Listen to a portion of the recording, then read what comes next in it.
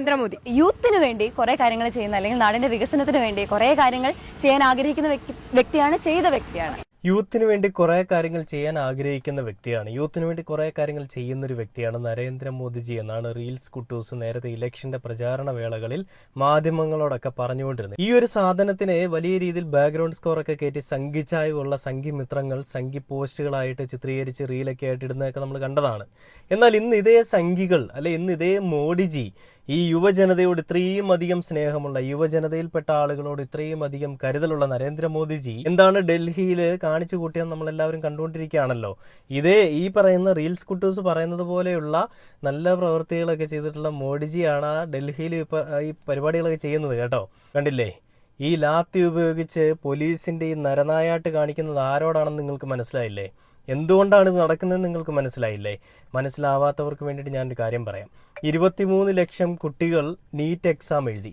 ആ NEET exam paper ചോർന്നു എന്നതിൻ്റെ പേരിൽ, അല്ലെങ്കിൽ അതിൽ ക്രമക്കേടുണ്ടായി എന്നുള്ളതിൻ്റെ പേരിൽ ആ നീറ്റ് എക്സാം അങ്ങ് റദ്ദാക്കി.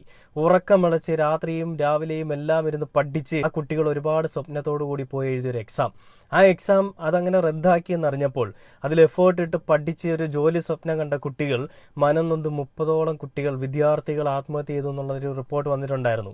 അങ്ങനെ ഉണ്ടായതിൽ ഇതാരാണ് ചെയ്തതെന്ന് കൃത്യമായിട്ടുള്ള ബോധ്യം മോഡിക്കും മോഡിയുടെ കൂട്ടത്തിലുള്ള ആളുകൾക്കും ഉണ്ടായിട്ടും അവർക്കെതിരെ ആക്ഷൻ എടുക്കാനോ ഒരു ചെറുവിരൽ അനക്കാനോ ഉള്ളൊരു ധൈര്യമോ ആർജവമോ ഇല്ലാത്ത നരേന്ദ്രമോദിക്കും അല്ലെങ്കിൽ അവിടുത്തെ ഉന്നത വിദ്യാഭ്യാസ മന്ത്രിക്കും എതിരെ ഇവരൊരു സമരം ചെയ്യാനായിട്ട് തീരുമാനിക്കുന്നു. അങ്ങനെ സമരത്തിന്റെ പേരിൽ അവർ വളരെയധികം ശാന്തവും സമാധാനപരവുമായിട്ടുള്ളൊരു സമരം ചെയ്യാനായിട്ടാണ് അവിടെ പോയതെങ്കിലും മോഡിയുടെ പോലീസ് കാണിച്ച തന്തയ്ക്ക് പുറക്കാഴി കാരണം എല്ലാവർക്കും നല്ല അടി കിട്ടുന്നു, തിരിച്ച് അവരും അടിക്കുന്നു. അങ്ങനെ വലിയ പ്രശ്നമായിട്ട് മാറുന്നു.